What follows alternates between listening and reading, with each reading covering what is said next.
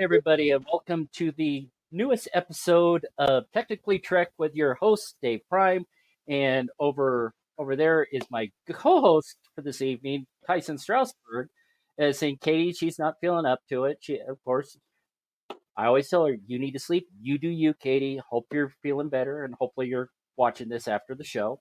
But how have things been going with you, Tyson, since we last talked on Sunday on the main show, Dangerous Thoughts? Hasn't got any cooler. In fact, today is the hottest day of the week. It was when I got my car 104, and I think got up to 107 as I was going into town. Death Valley, California, which is just a few hundred miles from here, reached 132. So, yeah, Southern California is hot. It is hot. It is on fire. And I have my AC set at 65. It might be 75 in here. Oh, it's working overtime. I hope it doesn't die. Yeah, I can't go without it.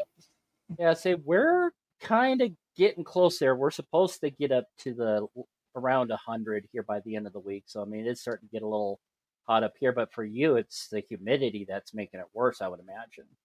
Well, and it hadn't been humid, but it was humid today, and there are some clouds. So when you have 100 degrees and clouds, and we're not at 6,000 foot elevation like you are, but we are at 1,500 feet. So, we're not at sea level. That means a little thinner air, and you can feel the heat. It's not pleasant at all. But that said, I just want to let everybody know I'm only filling in for Katie. She's your regular co-host, and she will be back next week. So you're kind of stuck with me for just a little bit. But yeah, so here at Technically Trek, we predominantly talk about like Star Trek and different episodes and whatnot.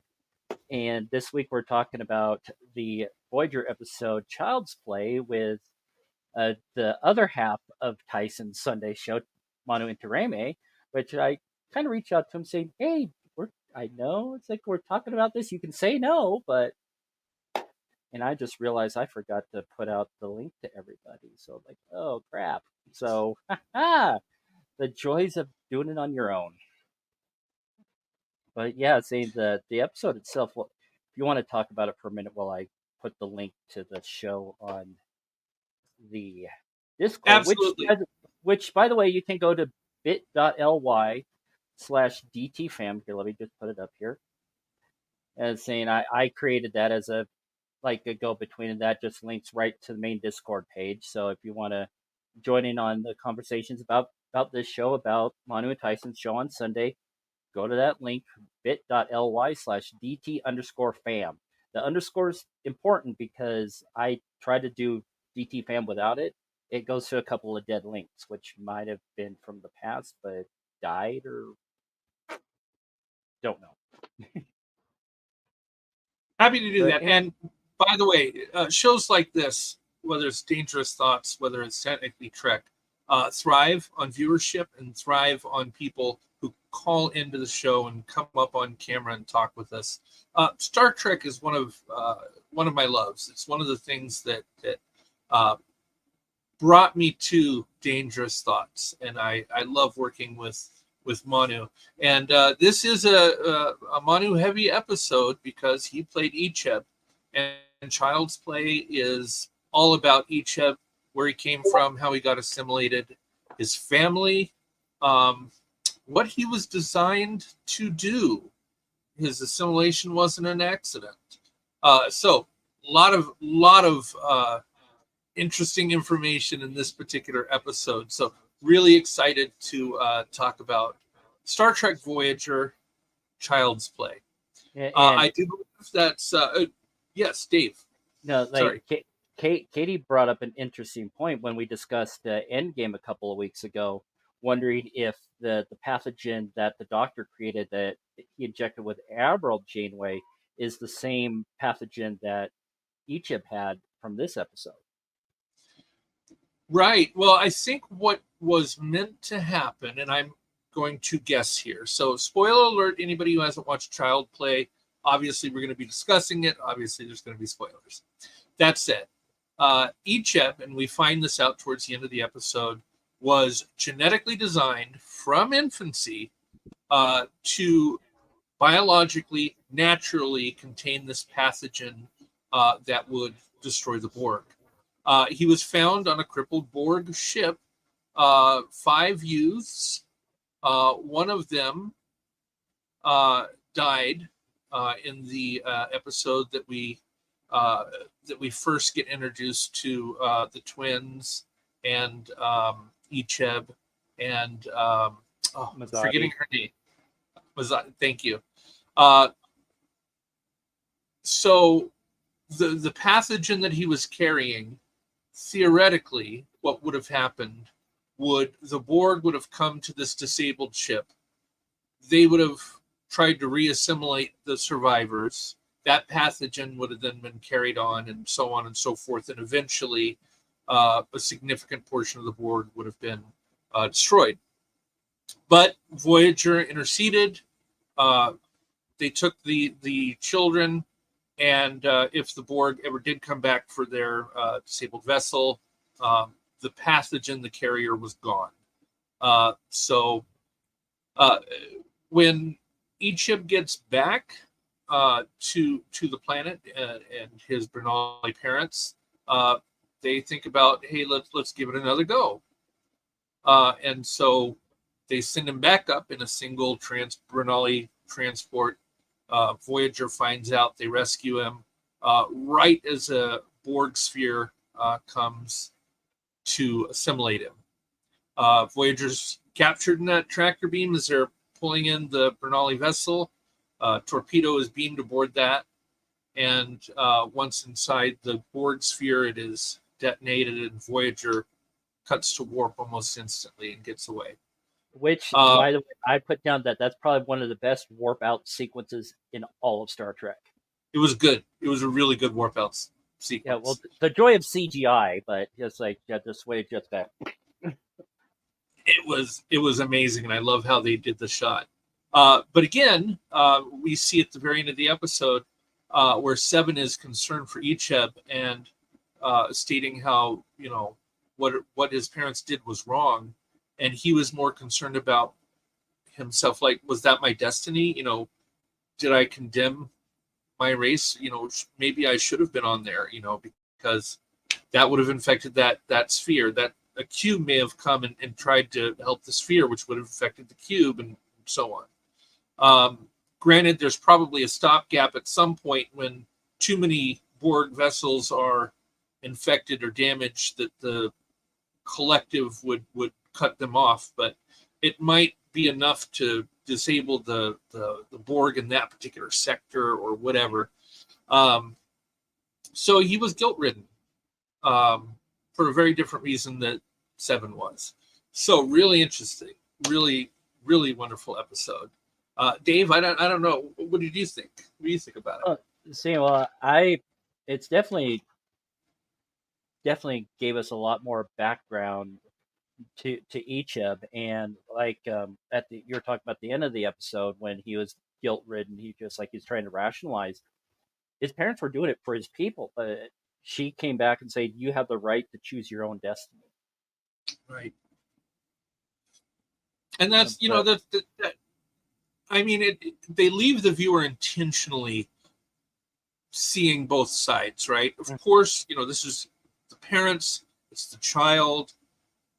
How could a parent do that? You see the almost criminality of it, and yet at the same time, the needs of the many. I keep coming back to that, right? The needs of the many. His sacrifice would have protected the whole village for years to come. So it's a moral struggle, right? Yeah. That was the point of it, a moral struggle. Yeah, and the planet had like tens of thousands of Bernali, because just the one settlement that each of his parents were at had about 10,000, and they were saying that they're like scattered throughout the planet. So is it? Sorry, gotta love my allergies. But what the viewers may or may not know is that Dangerous Thoughts is often hosted right at the location where Dave Prime is right now. So Manu comes over to that house once a week to do Dangerous Thoughts. Dave is actually babysat for Manu, or kitty sat, I should say, over at Manu's house. So you actually have a really close personal friendship with the main actor in this particular episode. Yeah. And I reach out to him saying, hey, we're talking about this episode. You're more than welcome to join, but I We're never got a talking reply. about you. Maybe you want to come on the show and defend yourself. No, I'm kidding. No, but he's been really busy with Click Tight, so he's probably busy off doing that. So respect to him on that. Right. But like at the beginning of the episode, I actually got quite a well, I can't see it on the camera, but like the planets that Icheb was looking at in astrophysics, saying there's a lot of names from previous Star Trek episodes and movies. Nimbus 3, Jore 4, but then there's like Organia, Vega. Some of the other planets that were on there was Heliar Zell, Doran 5, Rigel. I just like there's a lot of. I would say, what sector was he looking at? I wonder. Well, think of the billions and billions and billions of stars just in the Milky Way galaxy. Mm-hmm. Of course, there's billions and trillions of galaxies, but just the billions of stars in the Milky Way galaxy. Things, names may become duplicative. I mean, I live right off of Main Street, Ramona.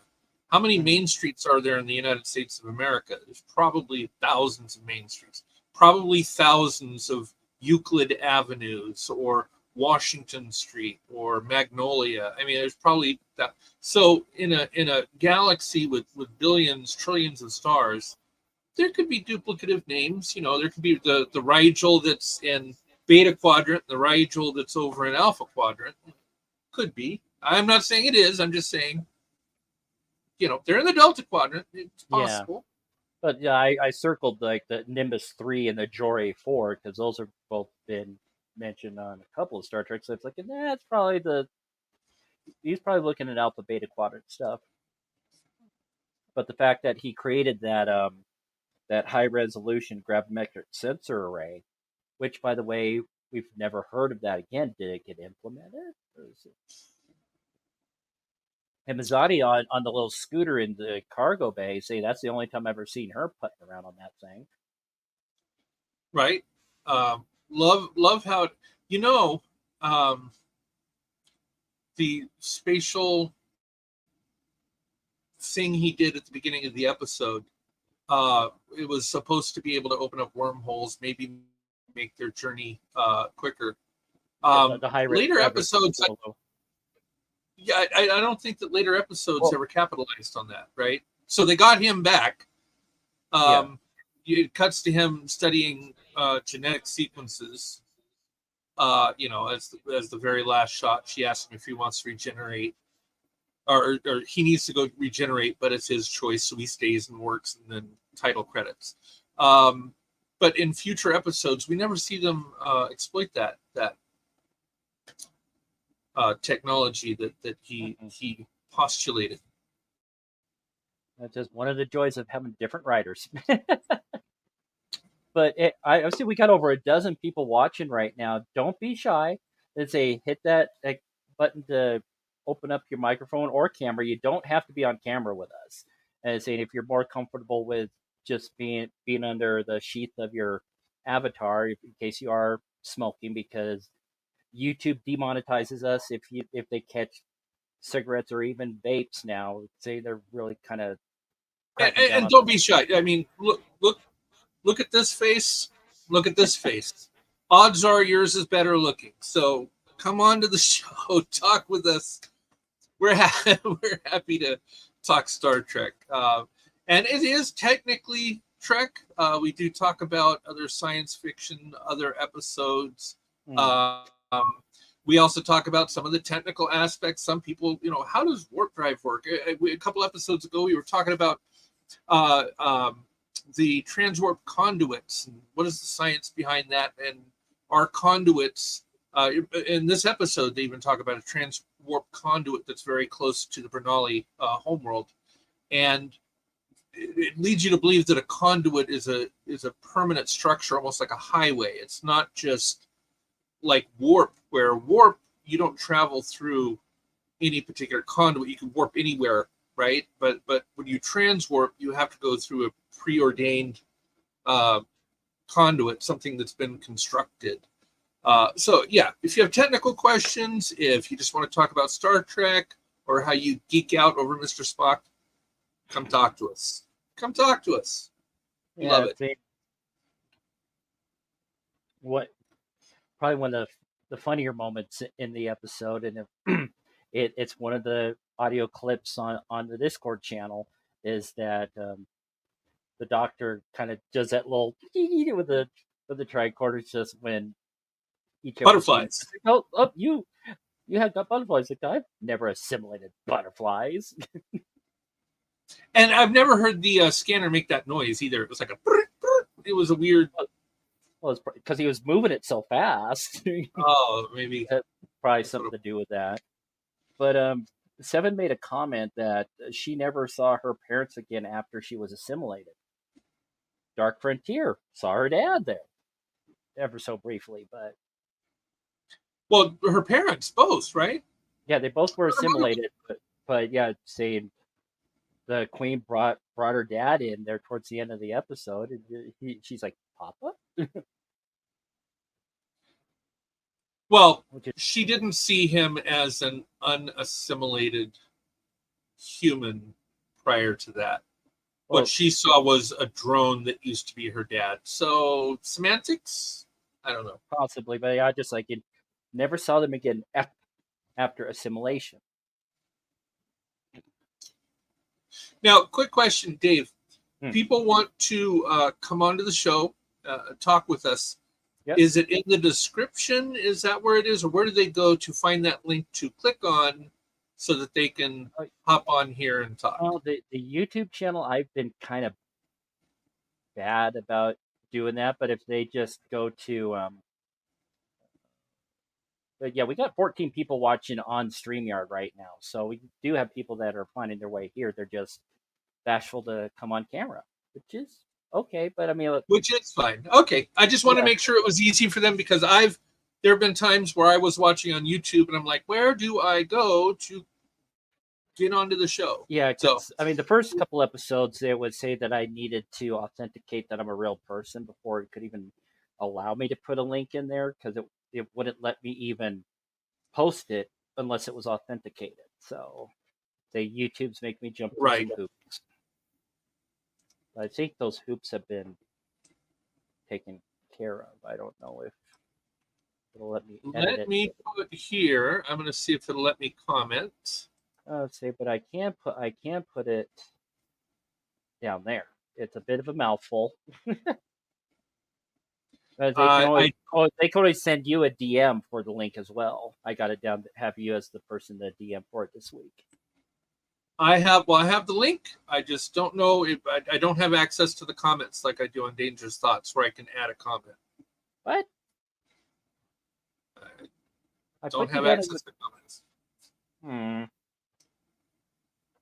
Yeah, see, and I having the same problem with Katie too. I don't know what the deal is. Come on. Well, in any event, let me. Here. There we go. Got a pencil and paper. Write this down. Got a pencil and paper. Write this down. StreamYard.com. That's StreamYard.com / C as in Charlie, K as in Kilo, M as in Mike, G as in golf, V as in Victor, H as in hotel, A as in alpha, U as in umbrella, 64. And in case people don't know, Tyson is U.S. Coast Guard Reserve, hence his lieutenant title is legitimate. So you couldn't tell from. But that is the link. If you type in that link into your browser, you'll pop up here. We can add you to the stage. You can talk with us. It'll be fun. Yeah, we can have up to 8 people at a time, so we got plenty of room right now. And since I'm in California, let's see if we can cause an earthquake. Oh, here we go. Here we go. See, now you know it's authentically California. But yeah, let's see here. Looking at some of my notes from the. So, Dave, with that, let's start with why did you pick Child's Play? Like, why was this a good episode? Well, saying it was been a discussion. It was saying for the last couple of weeks, it's been Borg episodes. We've done Best of Both Worlds. We've done Dark Frontier. We've done Borg. We've done. I'm blanking on another one that we did. Let's go here. Yeah. Well, this was an export episode, maybe because it had a lot of XBs, but we only got a brief glimpse of a spear at the very end, and they blew it up and got away. Mostly blew it up and got away. So all the Borgs we saw in this episode were exports. Yeah, and so we just wanted to keep the Borg team. Endgame was the other Borg episode we discussed recently, but figured something a little more light, but it still had a Borg-ish theme to it. And it's saying eventually, though, saying I want to start talking about Prodigy now that it's available, but I don't have Netflix currently, so it's kind of hard to watch something and discuss it when I don't have access to it yet. So I'm hoping here in the next week or two to watch it, and maybe we'll talk like about like maybe 2-3 episodes at a time, since Netflix has the tendency of just dumping all the episodes all at once. And I started. I think I'm up to episode 7 or 8. But yeah, it's bingeable. It's bingeable. Oh yeah. I've heard a lot of good things. I've been doing my best to avoid spoilers on there, and I actually called out someone on just like spoilers, and she's like, "Oh God, I forgot to put the spoiler hashtag on there. Sorry." Yeah, it sucks when Janeway dies in it, but other than that, kidding. She doesn't die. And she better not die. Well, I've only watched the first 7 episodes. I don't. Maybe she does die. But well, I know she's in episode 10. She's at least in episode 10, so she hasn't died yet. So. Well, but, it's a lot of fun. And now you haven't watched it just because you haven't had time, or you don't have Netflix? I don't have Netflix access, but also kind of don't have time either because it's been crazy. I've been really trying to crank hard on getting the money so I can buy my plane tickets for my reunion in less than a month, which means there is going to be a hiatus at least one Wednesday, the August 9th. There will not be an episode because I'm going to be flying that day. The following Wednesday I'll be back, so should be good then. Now, is it cheaper to fly out there than it would be to try to drive out there? It'd be definitely cheaper to drive, but it'll take a lot longer. It's a 2-day trip each way to drive. Oof. Yeah. Oof. And since I have limited time to be able to do that, to keep my lift vehicle just like. Ugh. Yeah, no, flying is definitely. I was looking at coming to Colorado, and I would prefer to drive, but I had to factor in that it would take a couple of days. Manu does it all the time, though. Like, he does all-nighters, drives to Los Angeles, drives back to... I don't know how he can do it. I can't do that. Yeah, saying I was pushing it myself driving out here last year. My first trip, I did it in 2 days. And going back, I did it and took my time. Took 3 days getting back, and then 3 days coming back down here when I moved. But yeah, I really pushed it on that first trip down here because I was really excited to check things out, and I was so close. Hang on just a quick second. Normally, I don't like to put the dog out in the middle of the live show, but when she has to go, and a lot better than trying to clean my bedspread. Yeah. Where's the other fur ball?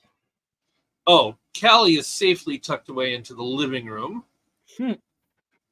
because anytime I do a live show, she likes to crawl up my face. So she's put away. I think I just heard Katie cry, "Aw." She'll be back for Dangerous Thoughts. Don't worry. On Sunday afternoon, I can't have her. On a weekday, I can put her in the living room. It's not that busy. But on a weekend, people coming and going, it's just, I don't want her to get out. So she's in my room on Sundays. So you will be able to see Callie this coming Sunday. Dangerous Thoughts. They're pretty secretive about who our Sunday night guest might be. The one that we've been discussing. Let's not say anything because I don't know and I don't want to spoil it if indeed it is. But for everybody watching, you may want to watch Sunday's show. Could be interesting. Oh, I have my inklings. I say I haven't heard from Manu or Cassie about that. So, but I have my thoughts. So somebody who's been all over the news in the last couple of months. Yeah. Okay. Yep.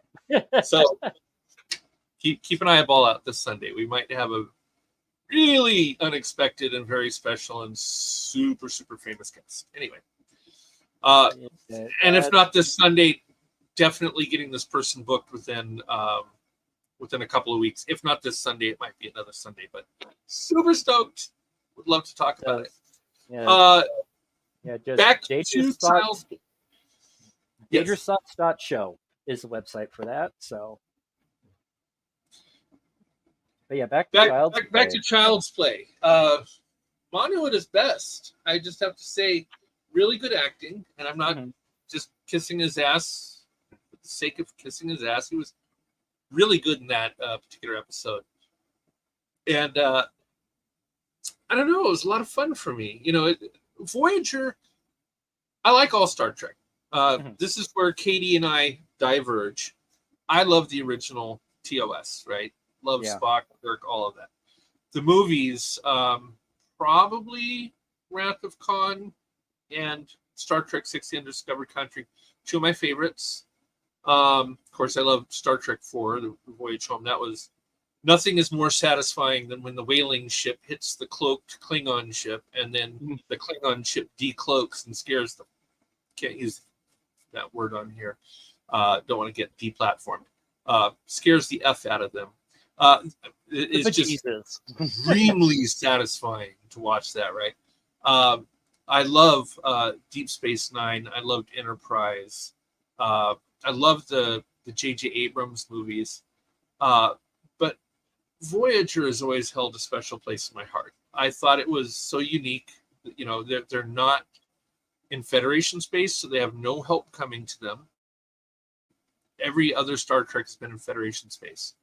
There's no other Starfleet vessels. There's no other. It had the first female captain as a lead. It had everything we expect from Star Trek. Adventure. It was fun. I even love the design of the Intrepid class starship. There was in the Next Generation the episode, and Dave knows the episode by name, season, and number. I'm not that good. But there's the episode where they're concerned about warp travel denigrating space, tearing fabric, and the lady scientist that blew herself up to prove that point. Force of nature. Force of nature. See, I told you you'd know. So the Intrepid class starship was designed with that in mind. And funny enough, the reason those warp nacelles come up at an angle is supposedly to help with that phenomena, to not damage subspace in the way that the traditional warp engines had in the past. So a lot of fun things behind the Intrepid class starship. So I love the starship to boot. And every once in a while, you do get something from the Alpha Quadrant, whether it was the two lost Ferengi that went through that unstable wormhole in Next Generation. Yeah. Whether it's the captain that was capturing the subspace aliens and using them for fuel. I forget that one. Ransom and the Equinox. Equinox, part 1 and 2. So we did get to see, another Ferengi ship. There was the a couple of times with Romulans. I think the first one was they had a probe that was in a wormhole that they used to beam a Romulan over, and it was 20 years time difference. And then there was another one where the Doctor beamed over to a Federation starship that was taken over by Romulans. So a couple of times we got Romulans in Star Trek Voyager. Still so much fun to be had with Voyager. I liked the new uniforms at the time. Those uniforms were new, designed for Voyager. They were later used in Deep Space Nine. And then after the movie came out with the brushed wool, that uniform was used on DS9, and in later episodes of Voyager, particularly the one with Barclay when he came over, his hologram came over, he had that newer uniform. So, Voyager was aware of it, but they didn't start using it. They kept their own uniform. Maybe Starfleet just didn't send the patterns for the replicator. Well, I mean, with their technology and looking at Barclay, it wouldn't have been that hard to figure out. But yeah. Whatever. I'm not gonna pick that shit out of Pepper. Point is, I love the Voyager uniform, and I think was Voyager the first one to use this comm badge. I want to say that the comm badges were next gen until Voyager. I think they were the first to use this. No, say season 3 DS9 started using it because they switched over to that for the movie, the first movie, Generations. Which came out first? Generations used this? Mm-hmm. And that came out before Voyager? Yes, by a year. Ah. Well, a couple of months, actually. Why don't you come back? Come on. I'm not going to leave the door open all day. I don't want the flies or the heat. Now, here comes the fun part of owning a dog. You know what happens next, right? Yep. Give me your booty. Oh, we jumped to 21 viewers now. Oh, yeah. Who doesn't want to watch me wipe my dog's ass? That's okay. There you go. You throw this away.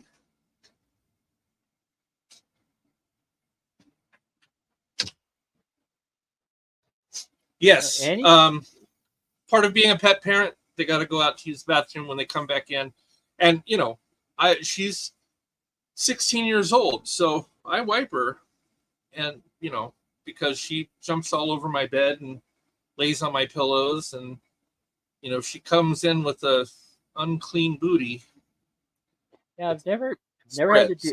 Yeah, never had to do that with Winnie. So I've just. And she always had a clean food bowl. My cat is young, uses the litter box, which I keep very clean, and as soon as she jumps out of the litter box, she cleans herself. She's on it. The dog isn't. Oh, actually, the dog looks like she is on it now. Back to Star Trek. Yes. Maybe they just beam the poop out. I don't know. But yeah, Voyager's a lot of fun. Yeah. Voyager is definitely one of my favorite. The other one I think I really liked a lot was Enterprise. That kind of gave us a look at the early Starfleet. Yeah, I was kind of like, when it first aired, because I am a stickler to canon, and because back in the original series, McCoy made a comment that first contact with the Klingons was 50 years ago, and it was disastrous, which would put the first contact around 2200, 2202, somewhere around there. And and here they are introducing the Klingons in 50 years before that. So I'm thinking, say it's like kind of okay. I get that. I get that. But it also bridged a lot of things for us too. Like, why did the Klingons look different before? Mm-hmm. Oh, now we know why the Klingons look different. They also reimagined using today's technology because the the NX-01 looked more futuristic than the 1701. Yeah. With all, if you looked at the bridge, it looked a lot more sophisticated. But it was technologically, from a starship point of view, less advanced than the 1701. Mm-hmm. So how they had to make that. I also like the uniform. It kind of had some of the recognizable Star Trek, but also had some of the current space program type style to it as well. The jumper, the mission patch, things you don't normally see in Star Trek. So you're starting to see a conversion from, say, NASA to Starfleet. That you're seeing that evolution. So it did a lot of things for me. I liked it. Dave, I feel like I'm talking way too much, and people don't want to hear my voice. Well, I'm just wishing that a couple more people would pop in. It's still just the two of us in here, so I'm just like, I don't know what else. I mean, you pretty much hit everything I wrote down right off the bat, so I'm just. Yeah. Thanks, Tyson. Why don't you shut the fuck up and let me host my own show, okay? But you're the co-host, so this week, but I mean, there's like some aspects of the episode that at first, like Icheb's mom was like very like hostile and closed off when they first showed up, and then as the episode progressed and the Voyager left and Icheb was out having fun with his friends, and she was thinking, why not let our son have a normal life? And Dad was the one that said, no, he was bred to do this, we need to do this. Right. And you're right. That was a twist, because it was the mom. The dad wanted Icheb to come back like right away, and the mom was kind of quiet about it. The dad was the one that was arguing with Seven of Nine. They almost make you believe that the dad is the villain in the beginning, right? Mm-hmm. He's the confrontational one.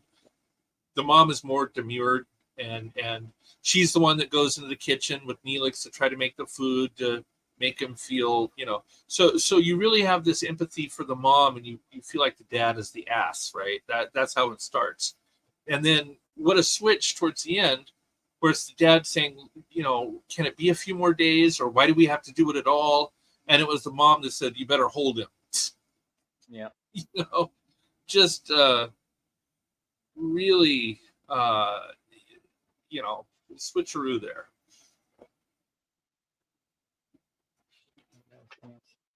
She actually said, hold him. Yeah.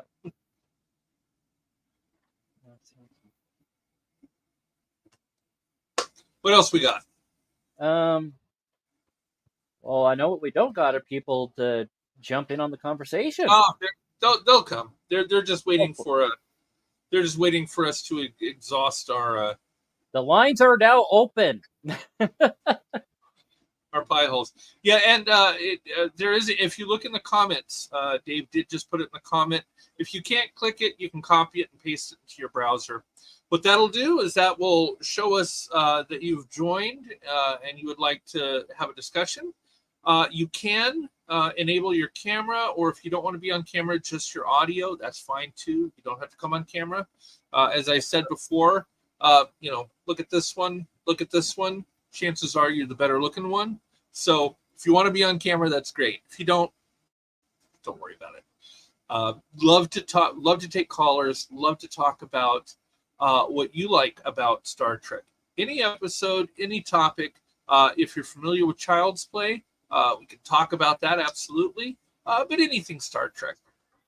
Just love Star Trek. In fact, let me angle the camera for new viewers who may not know. Come over here, but that's I don't have a way to zoom, but that's my little Star Trek wall. I've got plates, I've got phasers, I've got a Kirk teddy bear. I'm not even going to get into that. Several comm badges, some pop bobblehead things. And I've got more. I've got lots more plates and other collectibles I need to put up on the wall. I'm just starting it now. A lot more work to come, but See, up there behind me, I have A computer stuffed model. piece of shit. That too. But next to that stuff piece of shit is the gift box I got from Paramount. They sent me a special a bunch of stuff for Lower Decks for the season finale last year. And so I got a Moopsie T-shirt. I got the Cerritos banner right there.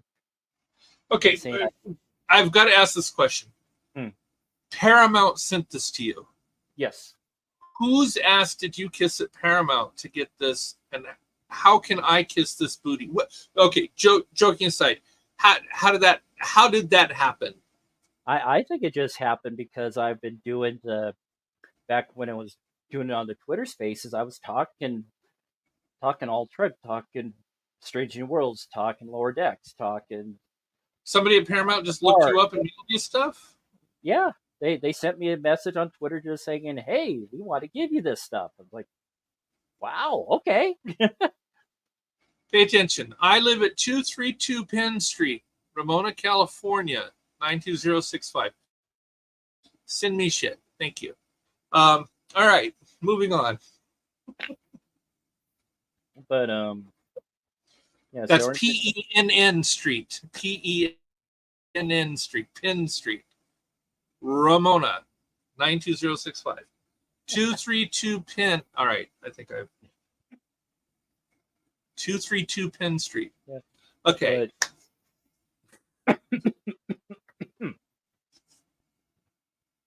I gotta say though, I think Mazzotti pretty much the hero for this episode overall. Right. And she says, what's gonna, I hope you don't find my parents. That was heartbreaking. Yeah.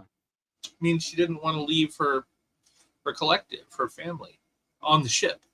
Yeah. And one thing that I've learned, I've worked at I work in the healthcare insurance industry, for a large HMO, and I telecommute. I work from home, and I'm a labor management partnership facilitator trainer, and my fellow trainers, my manager, the people that I work with,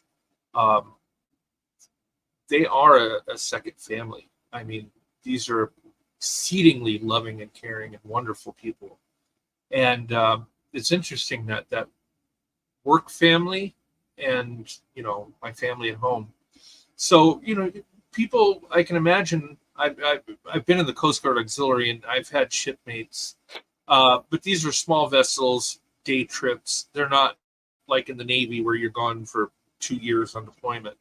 I did have a domestic partner who was in the Navy, was on deployment.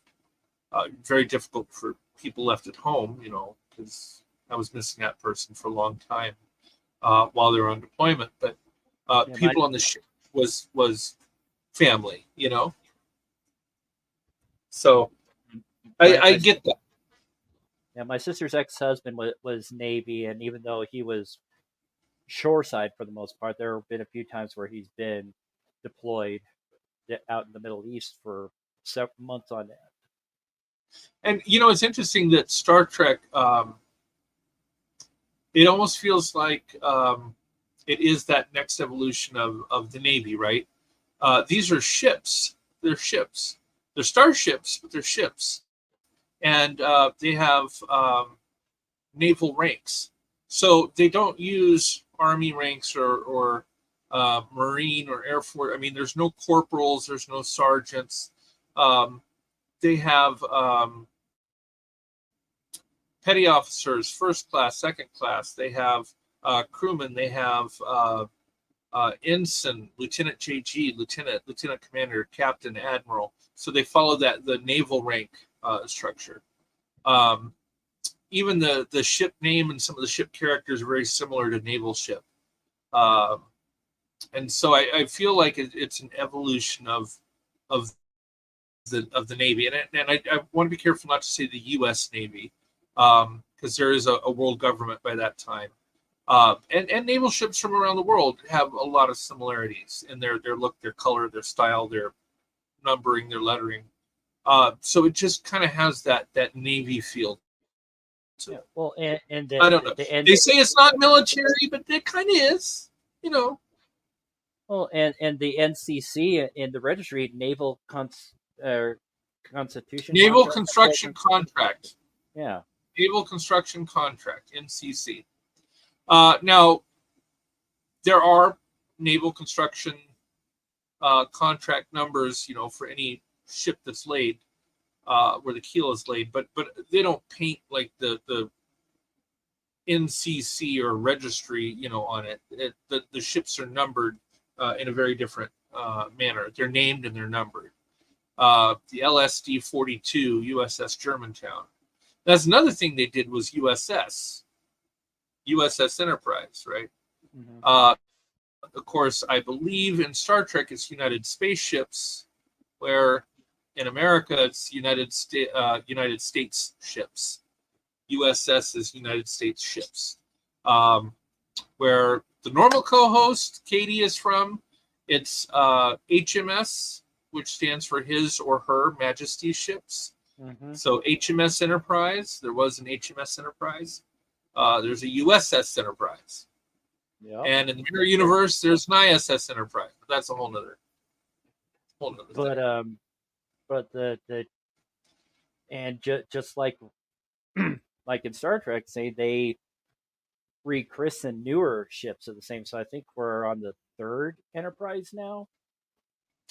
The Enterprise that was in Star Trek 4, same, even though she was deployed overseas at the time.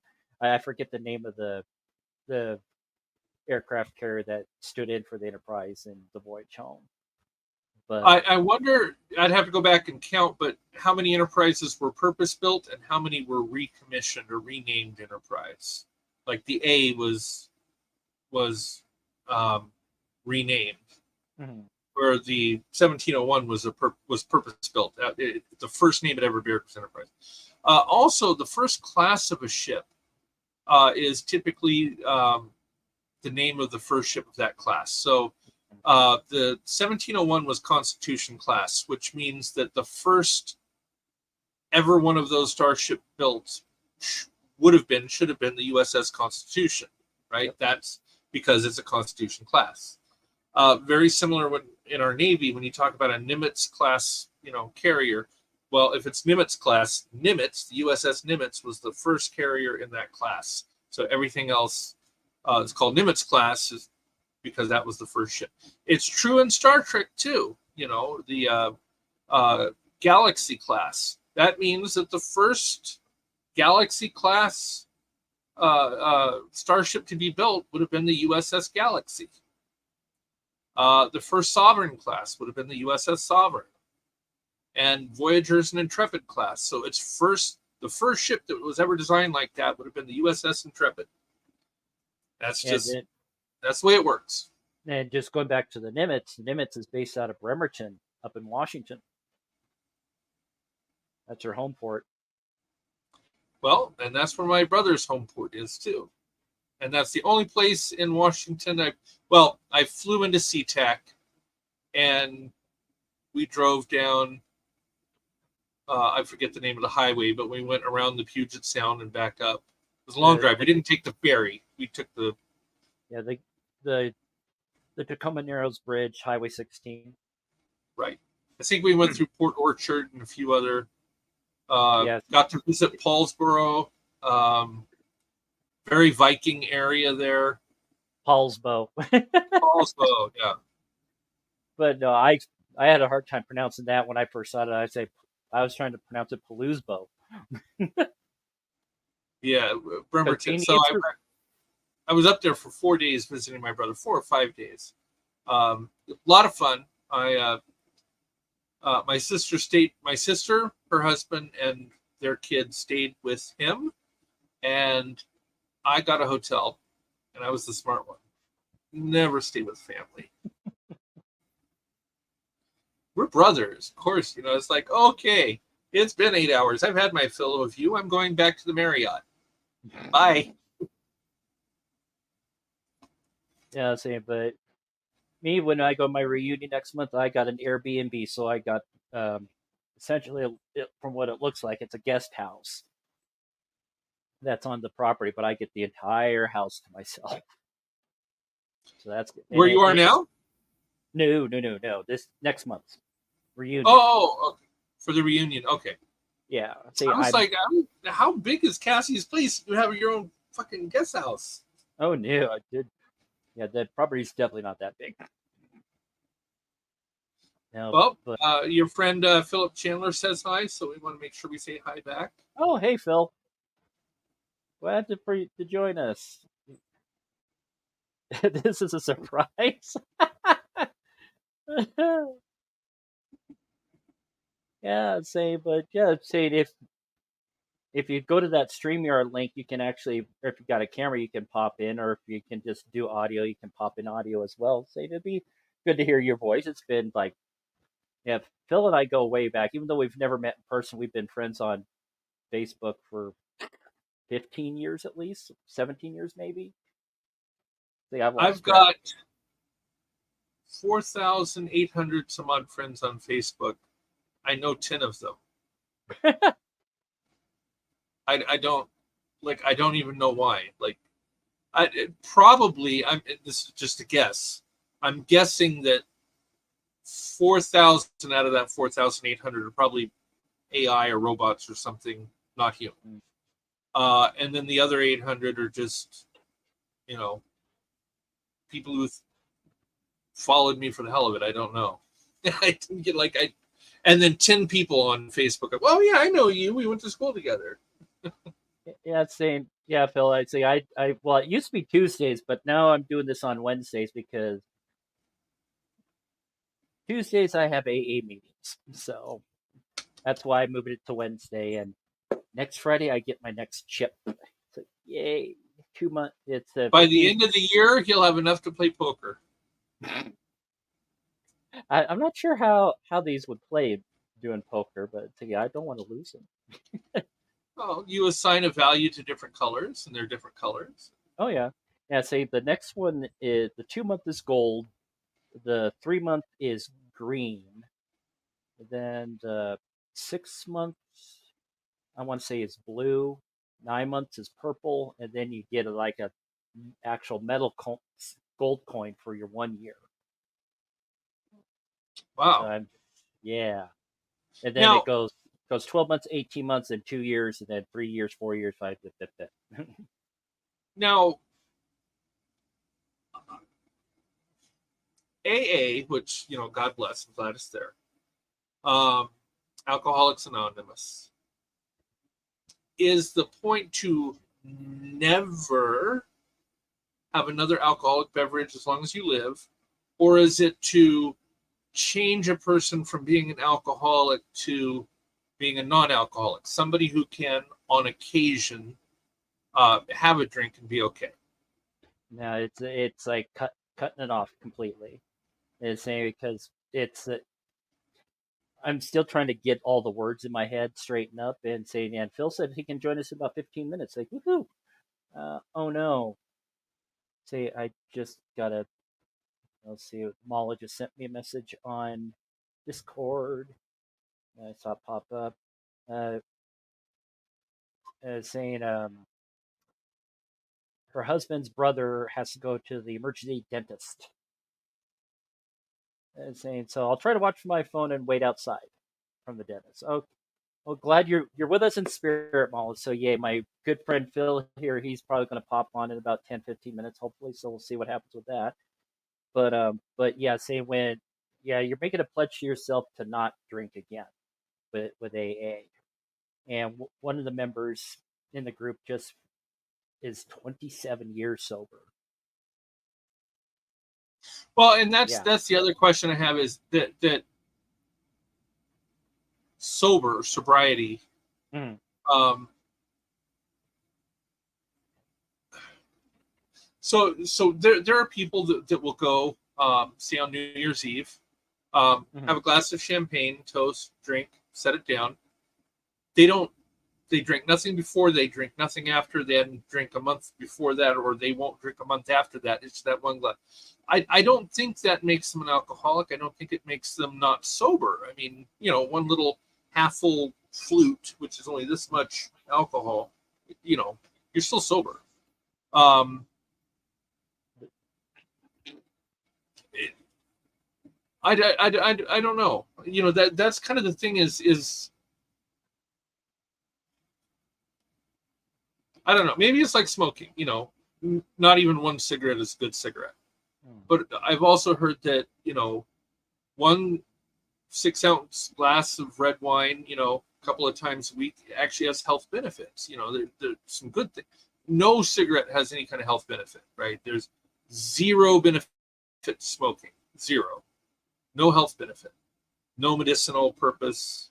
Nothing. You should quit and you should never have another cigarette. But Yeah. alcohol, I mean, there are medicinal reasons, and if in small portion, and maybe it's just that if somebody has been an alcoholic and they drink a lot and they drink frequently, that it becomes a vice, and the only way to like you're at one extreme, either I'm sober or I'm drunk, but there's no in between, where other people there might be an in between. I don't know enough about it. These are questions that if I went to AA, I would have a lot of questions. I did, like, after work, I'm not ashamed to say I might have a Coors Light, but like I don't drink hard alcohol. I don't. Up here I have. Let's see here. This is a bottle of Grey Goose, which is only this full. I've had it for 2 years, and probably all but one shot has gone to make martinis for my brother-in-law, who likes. I also have some vermouth up here, and I'll make him a drink, but I don't drink it. It just sits there, and I don't, because but I do enjoy a beer once in a while, and so am I an alcoholic? Not an alcoholic? It's hard. Yeah, so those are good questions to definitely to bring up at an AA meeting. So I'll definitely kind of mention. It's just like one of my friends just asked me this question. I didn't know how to answer it. So how do I answer it? Right, because I want to, I could probably do with drinking less. Don't get me wrong. I think we all could. But I don't feel the need to cut alcohol from my life 100%. When I say alcohol, I mean everything, including light beer, anything that is fermented. I want to be able to enjoy light beer once in a while and not become an alcoholic, right? It's like, how do you, I don't know. Number one, let me just say this. I'm very proud of you and the fact that you've gone so long with wonderful, absolutely wonderful. And if there are people out there who have that addictive personality where if I have one, I have to have two, I have to have three, and then I have to have it every day. If that's what it's going to lead to, then abstinence, absolutely agree 100%. But if there's a way to get back to, 2 beers a week or something, like I don't know that that's detrimental. I don't know. Like I said, I don't know enough about it, but offline we can talk about that. Yeah, in Star Trek, that brings us to this. In Star Trek, they have synthahol. I was just gonna say, just like we need well, but then again, there are some like zero proof alcohols out there. And after one of our meetings, there's like a new place in town that does like zero proof cocktails. So can you have? Because I have a here. Be right back. Just 1 minute. And the 20 plus people that are watching right now, again, don't hesitate to open up your camera and mic to join in with us. Love to talk. Okay. We're definitely going technically into Technically Trek tonight. This isn't gonna show well on camera, I think, because of the glare. But it's called Budweiser Zero, and it is zero alcohol. It's 50 calories, and it's not 0.5 or 0.2 or 0.1 like St. Pauli's Girl, what they call near beers, which have just the tiniest, almost none. This has none, 0.0. Zero sugar, 0.0 alcohol, 50 calories. So if you're on AA, could you have a Budweiser Zero? I would lean toward yes. because there's literally no alcohol in it, which is why I haven't drank it. But I'm just asking. But yeah, I think since we went to the zero proof bars, I would have to say yes. And yeah, Phil, is like I was in a very, very, very bad place when I got blacked out drunk by just drinking um, a hard apple cider with Fireball, and Well, just one drink the made other me black thing out. the other thing that's super important is at a 6,000 foot elevation, every like one drink is equal to three. Mhm. So if you have three beers, that's like drinking 9 beers at sea level. Your oxygen is much thinner. The alcohol in the blood, makes you drunk much quicker. And you have to be careful, if you drink anything that's hard and you're at a high altitude, because you will get people notice that too when they're on a plane. If you're on a plane and you have a beer, you feel a little lightheaded, more so than you would on the ground, and that's because the cabin is pressurized like 4,000 or 5,000 feet. Hmm. Yeah, it's not pressured to sea level. Planes are not pressured to sea level. So it's just it's an interesting thing. Um, but anyway, synthahol, supposedly synthahol is not this. So this, when if I drink this, I'm trying to angle it so the light doesn't. It's coming out Yeah, okay. yeah. If I drink this, it tastes like beer, but you can clearly not taste the alcohol, right? You don't have any alcoholic flavor. It has a lot of the hops flavor, some of the other flavors, but it's missing that alcohol component. You can taste that it's missing that alcohol. It tastes like beer, but it doesn't taste like the alcohol that's in the beer. Um, Synthahol in Star Trek, supposedly you still get that alcoholic taste that you don't get. Does that make sense? Yeah, but So that you can shrug off the deleterious effects. I think is is the way one he of the played it. pictures. Yeah, Right, but if you right. want to, if you say I'm going to get drunk on synthahol, you can get drunk on synthahol. Well, Seven of Nine got drunk on Synthahol, and I think it it's was also he champagne. did say the food replicators can produce regular alcohol with all the deleterious effects. And you remember the what was his name? Odell, The Bring Lloydie. yeah, yeah, up the long ladder. Every every moment of pleasure must be paid for by a moment of pain. I would try to do my Irish accent, but I know that I would insult so many people watching, Yeah, uh, but so I won't try. yeah, that first drink that Worf produced, he said it's got no bite. It's like chulooch or whatever. It's just like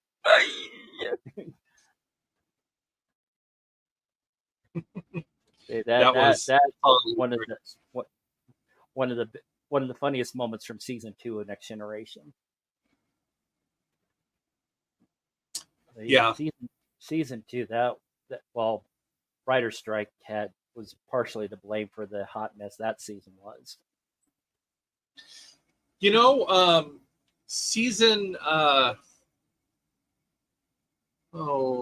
season three is when they got the new uniform with the collar, right? Yep. And you know what, I know I'm gonna get in trouble here, but I'm gonna say it. I like Dr. Pulaski. I might even like her better than Beverly Crusher. What I like about her was Dr. Beverly Crusher. I guess if you're straight, she was pretty enough, but she wasn't nearly as like rugged as like Pulaski. Like bring me that poison tea, Worf, and I'll just give myself an inoculation. I'll drink it with you, and lying about him passing out, and she was, I mean, I was entertained by her more. I liked her better. Yeah, saying she definitely exhibited a lot more qualities of McCoy, which I think in that is what they were kind of going for. But the fact that they didn't even include her in the opening credits, that was kind of a slap in the face for the actress. Which one? Uh, Diana Muldaur Blasting? played Pulaski. Yeah, she was always throw a special guest star in the credits during the episode, but it wasn't in the opening credits. Right, and so was Manu, because in season 6 and season 7, Manu was pretty much regular, but it was always, But special guests. he wasn't in all the episodes, so like Pulaski was, except for maybe like 1, 2. Well, not everybody is in all the episodes. I mean, Chekhov is only in 38 of the 69 episodes. Well, Plenty of episodes where there's no Chekhov. Yeah, well, the entire original series, they just gave credit to Shatner, Nimoy, and Kelly in the opening credits. They never gave. Everyone else was in the closing credits. Well, TV was different back then. Yeah. Anyway, one of the things that happens, we're at the top of just past the top of the hour, when he turns 50, he's got to pee a lot. Coors Light doesn't help. So I'm going to take a 4-minute break. So Dave, if you can stretch, talk about the episode, talk about fun stuff. Looks like Philip is on, so Philip can maybe chat with you while I take that 5-minute gotta go potty break. Nice to meet you, Philip. How you doing? How do you do? Good, and I'll be right back. All right, we get it picked up here. How's it going, man? I'm doing okay. I'm doing all right. It's good to see you. Good to chat with you. Yeah, so we've been friends for like forever, and I think this is the first like face to face we've ever interaction. done. That's true. It is. Yeah, I was just thinking that. You know what? A buddy of mine just called. I didn't expect that he's kind of coming through town. He just phoned me and says, "Hey, listen, I'm about 50 minutes away. Do you want to like come for dessert with us?" I'm like, his timing is impeccable. So Just over the holiday weekend, I had a friend from high school come into town, but we couldn't get our schedules to work out right but he had a bucket list item to go to Pikes Peak. So I mean, it's like, have at it, man. So yeah, I was gonna say I can only really spend about 5 minutes or so here, just to kind of pop on and say hi. And my co-host, he's got a radio net at the bottom. He has to leave at the bottom of the hour, so my show's about to wrap up anyway. Even though I got 22 other people on here, it's like none of them want to talk. How do you get that many people? Jeez, I do a live every Wednesday, and I like get 3-4 people watching. Jeez. I didn't know you did a live on Wednesday, but yeah, I do this little thing called the Art Block on mine, and it's just basically art chat about things to do in the art community and whatnot. And I have every second or third Wednesday, I have a friend of mine from California, Enrique, who's also an artist, and he comes in and we kind of chat about things happening in the art world, like AI or what's happening. Last week we talked about everything that's going down with Adobe and what's going down with Adobe. So, yeah. Adobe.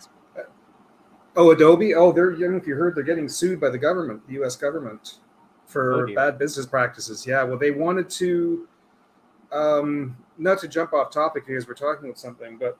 Well, this is called Technically Trek, so I mean, we can talk other stuff. Yeah, really super quick. I guess they had just announced in their terms of service, they updated it, that if you use anything in the Adobe suite, especially if you have work saved in the Adobe cloud, they announced that in order to continue using their services, they wanted access to your work to train their AI. Ooh. So, and you had to agree to it in order to keep using their service. So yeah, people were like not happy about that, and then I guess then just a few days after that happened, announced that the U.S. government was going to sue them for bad business practice, because once you got locked into a contract, or you sign up for their monthly service or whatnot, you couldn't end it. Once you were locked in, you couldn't get out of it. You were stuck for like a 1 year.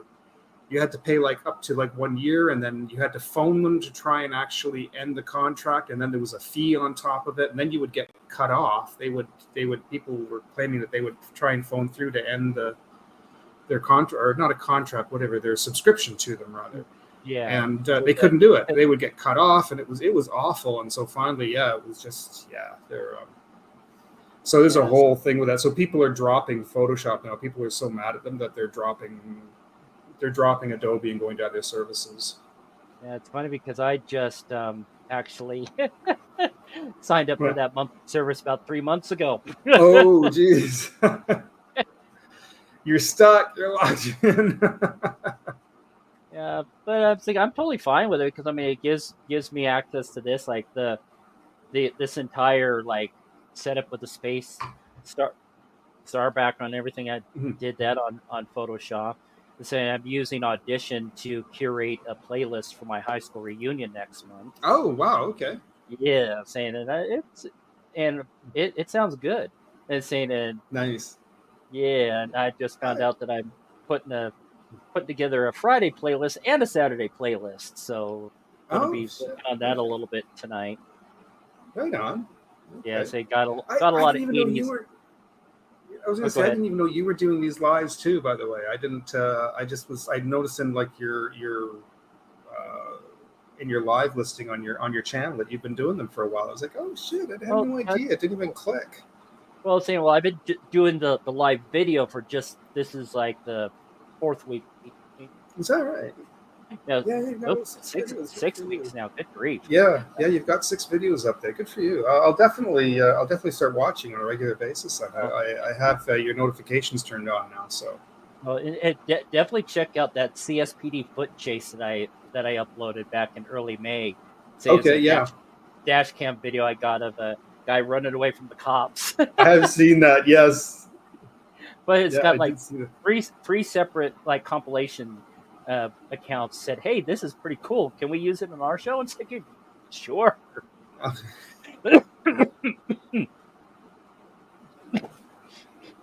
You all right?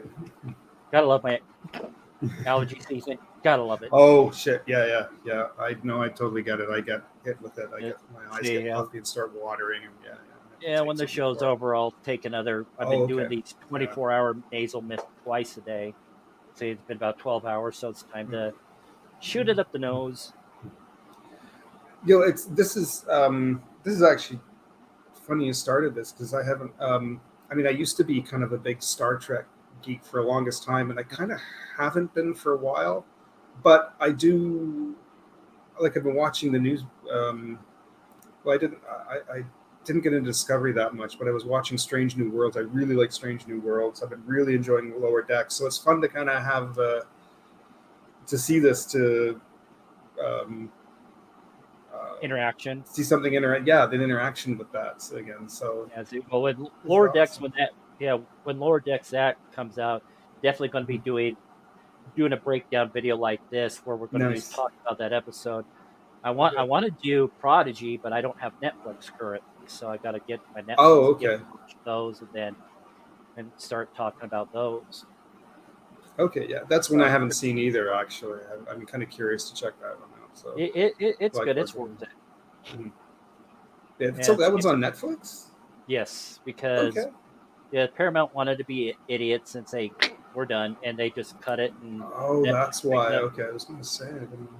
So yeah, now a lot of fans are say Netflix pick up Lower Decks. Yeah. I should let you know. Just a quick heads up. My friend Steve is going to phone me probably any moment within the next few minutes. So, Okay. and your friend's back actually, so it might be a good Yeah, Tyson point there. Strasberg So, down in sunny, toasty California. Oh my God, Toasty doesn't know burnt, melted. Have you seen the photos from California stoplights that have melted? oh my God, really? No, Yeah, Really? jeez. Yeah. I've been complaining about it here. I live in Ontario, by the way, and near Toronto, and we've been getting Yes, hit with heat waves here, but apparently nothing like you've got. But man, I'm barely surviving what we got. 103, 104 where I am, which is nothing. Death Valley got to 132 on Sunday. which is what that's like 132. 55C. Jeez, That's 55C for those who are in Philip. That's- other parts of the yeah. world. 55. Yeah, it hasn't been. We've been at about. I mean, it's the humidity that hits us here. We get terrible humidity with our heat. So it's even though we've been up over 35, which doesn't sound that bad, but it's just you feel like you stick to everything. It's just been gross. The closest I've been is Bremerton, Washington, which is only a couple hours from the Canadian border. Yeah. And only once, I live in Southern California. I live in San Diego, California, so I border Tijuana. Tijuana is our sister city on the Mexican side, and San Diego is the American side. But so it gets hot. Canada, on the other hand, I understand, some of our most northern states are your most southern states, right? Yeah. Yeah, so there's parts of the states that are actually further north than I am. So yeah. so it can get cold. Like I know Montana, North Dakota, it gets really, really cold. And I'm thinking, well, if that's cold, I wonder what the other side of the border is like. That must get really cold. We're in this little sliver of Ontario that actually pokes into the United States. So that's why I'm we're I'm below Maine and parts of Michigan. Right. You're pretty much a straight shot from Buffalo across the lake. Yes, yeah. We're not far. I want to say one of our regular callers, Mala, isn't she in Ontario? She's up there in Toronto as well. Oh, Toronto. All right. Or just whatever that. Canuck, eh? just right over the other side of the Niagara. Right. So up that way. That's got to be. I got to visit Canada, and I don't know that do you need a visa or passport to go from Canada to the U.S.? You still need a passport to visit, yeah. Unless you're in a state that offers an enhanced driver's license like Washington State does. Oh, okay. All right. Well, I have a federally compliant, so the real ID is what they often call it. The federally compliant ID. I had to upgrade my California driver's license to the federally compliant California driver's license, also known as an enhanced ID. Okay, seems I've heard of something like that. Yeah. I think that can get you over the border by car or by boat, but not by plane. I know we can go to Mexico with the enhanced ID. That's, Yeah, so you should be able to you should be able to cross the Canadian border with it as well. Don't quote me on it, but because I know it's kind of like California, you can get over the Mexican border, but not the Canadian border. It's like it's vice versa with the Washington, which it can get Canada, but not Mexico. I need to get a passport. I just need to get a passport. And if you ever want to go on a cruise, they're going to insist that you have a passport. So I should probably get one. I have to cut in. I hate to do this, but I do have to jump back off, unfortunately. I've got some people coming and visiting, and they're just arriving. So, but nice to meet you. And Dave, this is finally, I hope we do this again. Yeah. Well, every Wednesday at 8, except August 9th, when I'm going to be at my high school reunion. All right. Take care then, guys. We'll definitely talk to you again soon. Cheers. Cheers for some. Bye, Phil. Well, that was very nice of him. Yeah, like I said, I've known him for forever. I think I've live journaled when we first met. So that definitely goes back more than 15 years. I'm just noticing at this angle, you can actually see my coffee maker and my coffee. Yeah, I was noticing though. I need to. I have a. I don't know if this camera will. Because this screen is in the way. But there's a Keurig. Here. It'd be kind of an iced coffee kind of day for you down there. Up there, I have my coffee tree with all the different blueberry coffee is my favorite. That's what I have up there. I've got some herbal teas and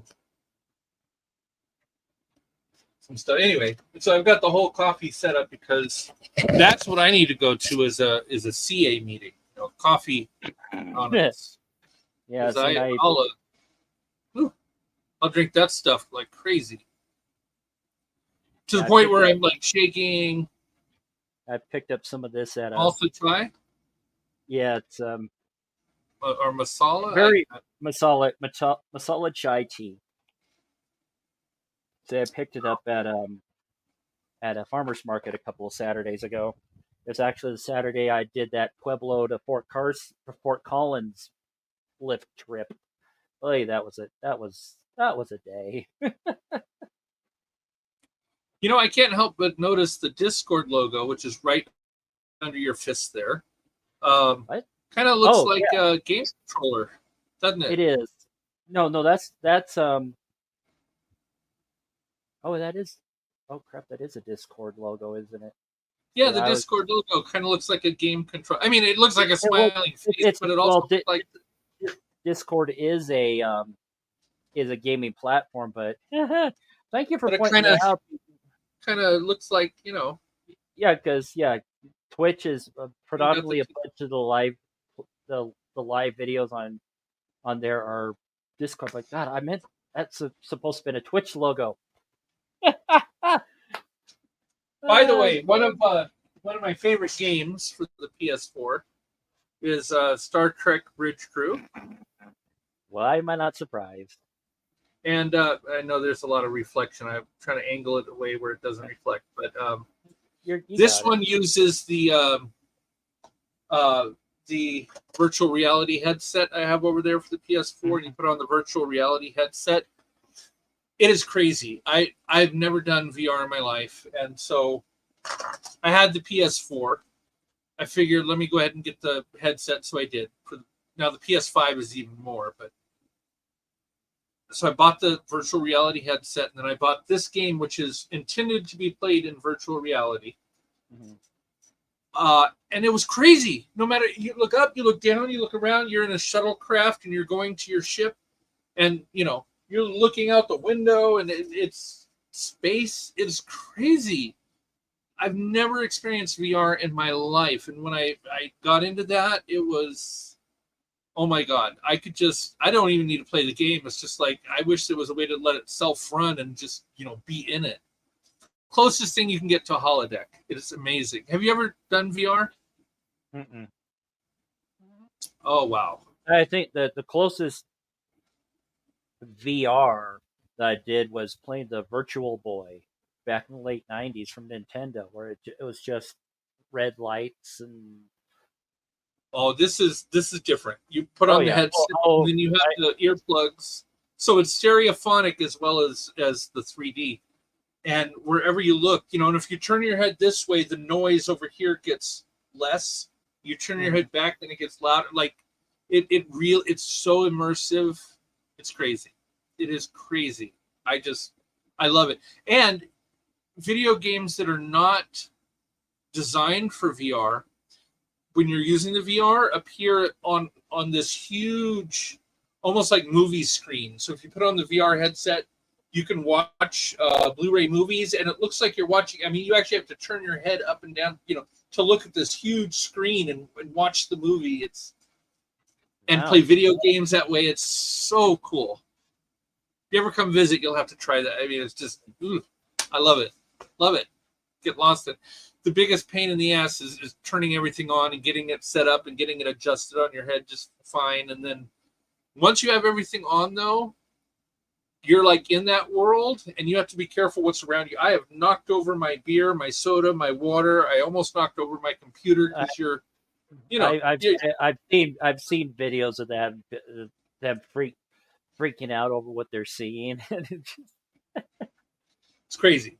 It's crazy. But I highly recommend Star Trek Bridge Crew for the PS4. A lot of fun. And you can be the captain. You can be the first officer. You can be the navigator, the pilot. It's just gives you a lot of different roles. It's fun. And I believe you can even play it with other people online. I don't think you can play it single player, or you can play it online with other. Yeah. Yeah, I remember reading about it when the game first came out, but yeah, just since I don't have a PS4, I don't have a game system. Period. And so just whatever. Well, if I ever get a PS5, I'll ship all this stuff to you. Appreciate that. But I only got PS4 came out in like 2011, I think, and I didn't get my PS4 until 2020. So I got the slim, the new version, the slim one, and it's I still paid $700 for it. But it came with it was a special combo pack. It came with 4 controllers. It came with 2 or 3 games included. It came with a bunch of stuff. It was Costco. Sounds like Amazon. Amazon. Oh, close enough. It was an Amazon thing. And then I bought 2 additional controllers, so I have 6 controllers. And I probably have 15 or 16 of these little discs, but some of them are multi-packs. There's one that has like 50 original arcade games, so there's 50 games on one disc. A lot of these discs have 2 or 3 games per disc, so I have hundreds of games. And the thing is, I'm not a gamer. I don't know. Do you like playing video? Like the last video game I actually enjoyed playing was Nintendo 64. Ditto. I played like Paper Mario. Banjo Kazooie was my jam for the 64. Mine was Paper Mario. Played it all the way through the end. Of course, the original. But then once I got to the PS4, I don't know what happened. Like, there's obviously 30 years between the Nintendo 64 and the PS4, 25 years, And I love Dragon Ball, so I bought Kakarot, it's a Dragon Ball Z game, and I put it in, and it's very much like Mortal Kombat, it's a martial arts thing. Well, I couldn't even play it. Like, you need a degree in rocket science to figure out all the combos. It's just so useless. Can't even play the game anymore. I'm only smart enough to play a Nintendo 64, and beyond that. Yeah, the only game that I've been able to play in its entirety from start to finish. I mean, of course, I've missed several side quests, but I got to the completion of Lego Indiana Jones on the 360. That's I mean, hey, you want to play Legend of Zelda? I'll kick your ass. But if you want to play, Battlefront 2, I'm useless. I'm probably just as useless. And if my friend Chase is watching, he's just got hitched by just. Well, it's 6:30, and I'm gonna have to take off. It's been an hour and a half. We started off strong talking about Child's Play, still one of my favorite episodes. Mono and Taremi, heavy episode. The actor who played the original Icheb and the only Icheb in my book. I don't even count Picard. Nothing against that actor personally. It's just Manu is my favorite Icheb. That said, we kind of drifted off to the technically portion of Technically Trek. I mean, it still had a Star Trek flair to it for the most part. Now I've got to get to, I think everybody already knows, but I've got a whole lot of ham radio. Oh, I saw the Starfleet Delta there. All my ham radios, and I've got a radio net later tonight that I'm preparing for. So, guys, have a great night. Well, if you don't want to completely sign off, talk a few minutes off camera, say I'm just going to call it good for tonight and end the stream since no one else wants to talk tonight. All right. Well, have a good night, everybody, and I'll hang out for a minute. All right, and saying just keep your eyes open on Techno Dave on Twitter. That's like my main thing. We'll figure out what episode we're going to go for next. I don't know if we want to keep on with the Borg thread or we'll figure something out here in the next day or two. But until then, peace out.